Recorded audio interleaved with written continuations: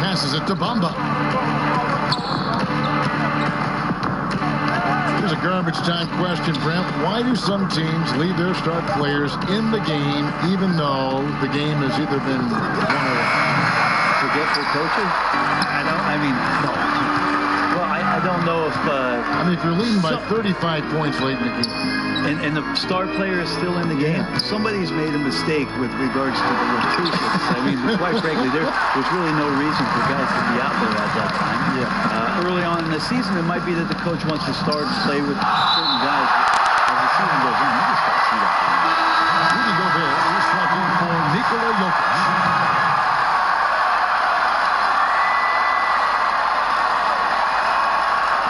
And we're around 2 minutes into the fourth quarter here. Here's Wiggins. And again, the Bucks miss. Jazz trail by 20. Guys are looking for a spark here. Yeah, a cold stretch offensively for sure. And after defending on the shot, he doesn't give up on the play. Follow that straight to the glass for the rebound. Fox dishes to Gobert. Kicks it to Middleton. Shot clock at 6. A three-pointer. Wiggins. Jazz have gone a dismal 0 for 5 to get the fourth quarter underway. Count the basket. As his confidence grows, McCollum gets himself into attack mode, and that's where his game goes to another level. Beautiful drive by the young phenom. Now a timeout called by Milwaukee. And looking at the numbers for Whiteside the last few years, Greg, it seems like his production has come back down a bit. And for a minute, Whiteside looked like he could be a dominant center, but he struggled since his great 2017 season. Shot selection has been hurting, and sometimes it feels like he is in his own way as a player. Here's Fox. No good. Simmons with the defensive effort. Outside, Green. Back to Simmons. The pass to Whiteside. The Jazz working the ball around now. Cullen passes to Whiteside. Second chance effort, and he gets the whistle. 2 free throws coming up. And what patience from Simmons on offense. So skilled at making the dude feel nervous when he has to rock. Tatum, he's checked in for the Bucks. Brent, how candid can players be in their answers in the post-game interviews about what has happened or what they're feeling at that time? In other words, is there a danger to being too honest as a player? There could be, Kevin. Anytime you express some of your vulnerabilities, and if it's done at the right time, somebody's going to take advantage of it. What we've seen over the past couple of years is, forget about when it is that the media is asking you questions. Most players are taking it to their social media accounts where they're able to get the message out without being baited by somebody with regards to a question. They can expound on whatever it is that they were feeling at that time, and that helps them to control the messaging a little bit more. And I think that trend is going to continue to grow. Dwight Howard, he's checked in for Utah. And Milwaukee also making a switch. LeBron's checked in for Fox. Well, you talk about physical gifts for the game. Mo Bamba, a 7-footer with the longest wingspan, 7'9.5", and that gives him a huge sphere of influence. Simmons, a rebound by the Bucks. Bamba's got his 7th rebound of the game with that last one. Here's Tatum. Great D that time from Green. Utah's gotten off to an 0 for 2 start from downtown here in the fourth quarter. Bobbed up there for Howard. Throws down the alley-oop slam. And that's a double-double for him now. 10 points and 10 rebounds. I swear Dwight Howard plays with a watch on. His timing is tremendous on those alley-oops. If you look at Bamba, able to touch the rim while still on the ground. And he gets off the ground pretty well, too. A good athlete, still getting stronger and developing his feel for the game. But he has something you just can't teach. Simmons on the wing. Covered by LeBron. McCollum, no good. He's been off the mark, and that hasn't helped them chip away at the lead. It's been a theme here this quarter. Right at the free throw line, and he connects with the jumper. Not sure which clips they watched at halftime, but he has figured out how to attack the D, and they kept him in check in the first half. He's flipped it. Pass to Whiteside.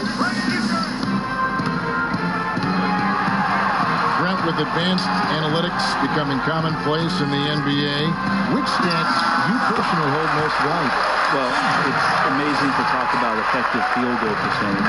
I laugh a lot which is everything. Free throws. Yeah, well, I like to use true shooting percentage, Kevin, because that's where you adopt three-point shooting percentage, two-point shooting percentage, and your free throw percentage. Everything. But in talking to a lot of people around the league, general managers and coaches, I laugh inside to myself a little bit, like, oh, so now shooting's important? Like what? Like now shooting's important around the league? Right. As if, you know, the time that you go out to start playing basketball, you drop the ball, you go towards the goal, and your goal is to make the shot. And so we're talking so much more about how much shooting is valued. Effective field goal percentage is tremendous, with true shooting percentage being not far behind. Here's McCollum. Again, McCollum missing. And that's how you want to see defense play. Got right up in his face to bother the shot. That's going to make any scorer uncomfortable when you get that aggressive. Wiggins against McCollum. Ron right side. And it's Whiteside with the rebound. Whiteside's got 9 rebounds in the game. Getting it done. Anthony can't hit. Bucks leading by 22. Tatum wide open. He fires one.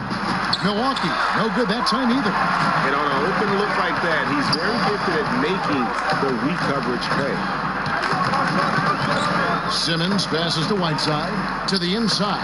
Anthony. Great D that time from Tatum. And the pressure he put on that shot forced the miscue. Those are all the little things about effort there. He just gets out there and contests, and that's just enough. And the contract structure for NBA first-rounders, 2 years guaranteed, 2 years of team options, qualifying offer. Brent, should we consider changing that up? I think it's working pretty well, Kevin. I think every front office is out there trying to find players out there that are giving you value beyond your contract. And that happens a lot when you're a team that has a first-round pick, 1 through 10, 1 through 20, and you hit on a draft choice. You potentially could get 3 years, and sometimes 4, when you have incredible players coming into the league as their first year, changing franchises around. But a player that's providing way more value than the contract that they're getting at that time. So I don't see that changing much. It gives teams a long enough time to evaluate the talent coming in. Seems to be working. It does, and the players that prove it are looking at the calendar saying, could I fast forward 3 years, because I really like to cash in on what I'm doing for you. And blocked. That one goes careening off the glass. Inside, Howard. Rebound, Milwaukee. Gobert's got his 18th rebound here tonight, all over the place. Outside, Tatum. Pass to Wiggins.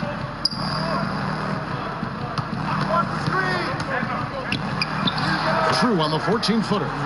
Wiggins has got 9 points in the quarter. He's been incredible in this half. Anytime he pulls up from outside, we think that's bottoms. Guys, they're looking for a way to score here. Yeah, they've had a tough time taking the lid off. And there's the foul on the shot. He'll go to the line for 2. Brent, when we talk about home court advantage, do you feel it's the same as it used to be? It has that same impact? I do think it's still hugely important, Kevin. It's less important when there's a team that has been together for a long time and has proven that they can take their wares on the road and come home with a victory. But it absolutely gives you a level of comfort as a player to get into your routine, to be at a place that seems familiar. Something deep down psychologically helps every member of that team being at home. A different look for Utah. Brook Lopez is checked in for Whiteside. Gordon comes in for Carmelo Anthony. Eric Bledsoe is subbed in for Simmons. Milwaukee also making some changes. Julius Randle's checked in for Bamba. Morris comes in for Jason Tatum. And it's Dante DiVincenzo in for LeBron. The 2013 draft comes up, and the 10th pick is announced as C.J. McCollum out of Lehigh. And a lot of people said, who is this guy? Not a lot of people say that now, Kevin.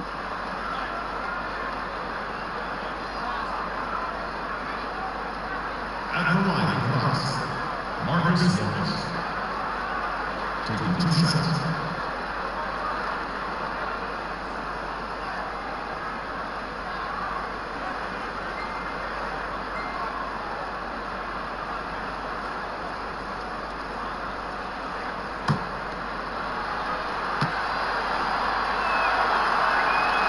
And he can't get the first one.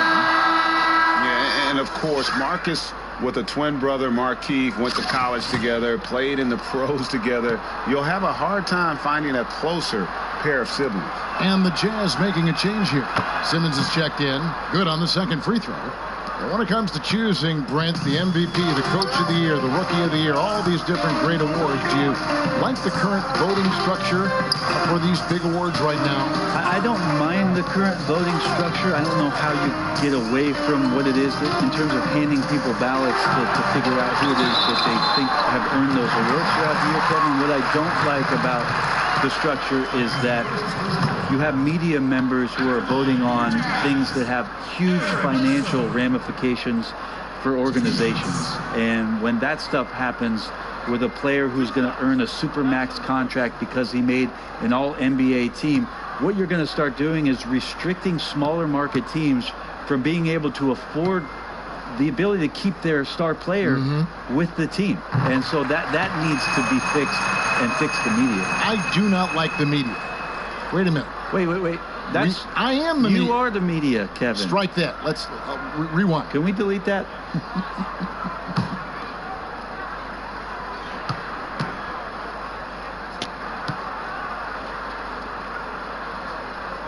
Bledsoe hits them both. Eric Bledsoe bounced around a little bit in the early part of his career under the tutelage of Chris Paul when he first came into the league. Seems like he's found a home here and very much settling into his role. To the middle. Here's Randall. And goaltending is going to be the call.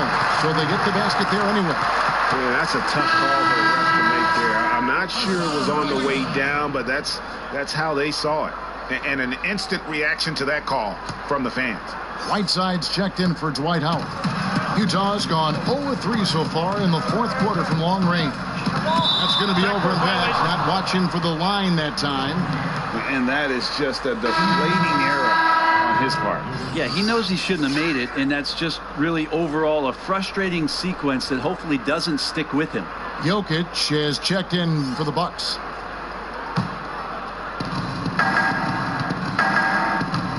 Here's DiVincenzo. If you were commissioner, Brent, of the NBA, would you add or alter any rules right now?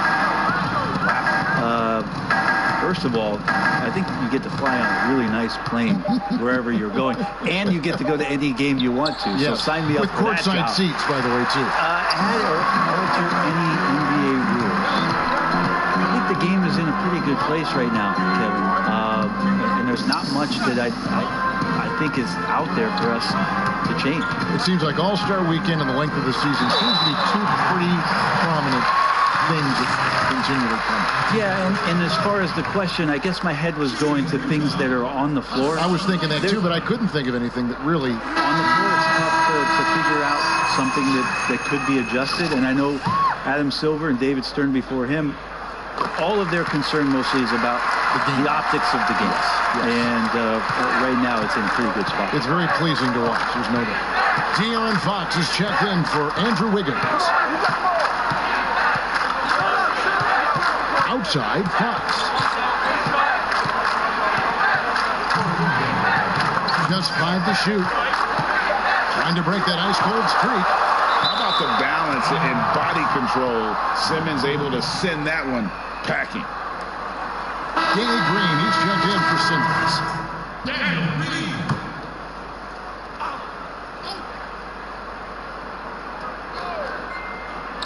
And the wide open shot for Morris sinks the three-pointer.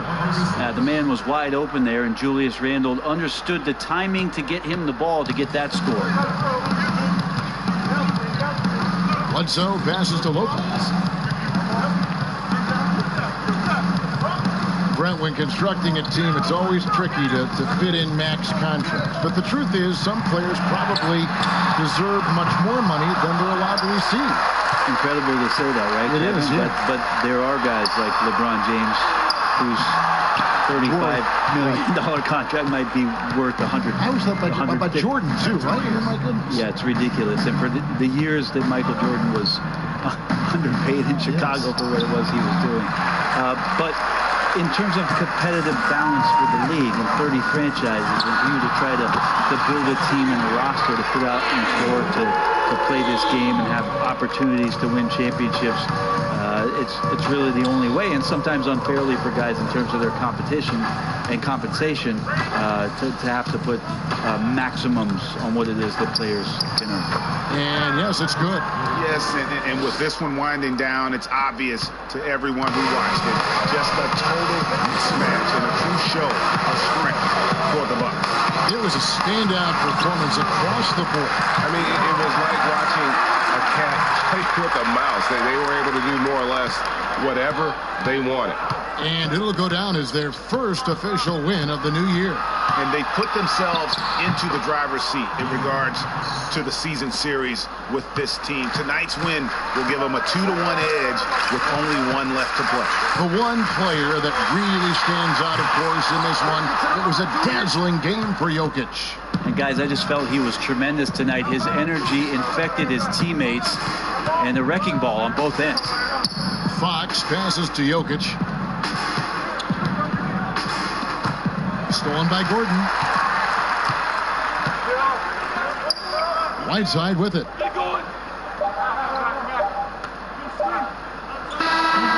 no problem for Milwaukee as they get the win. This crowd is stunned. David, thank you as always. And that'll wrap it up, folks.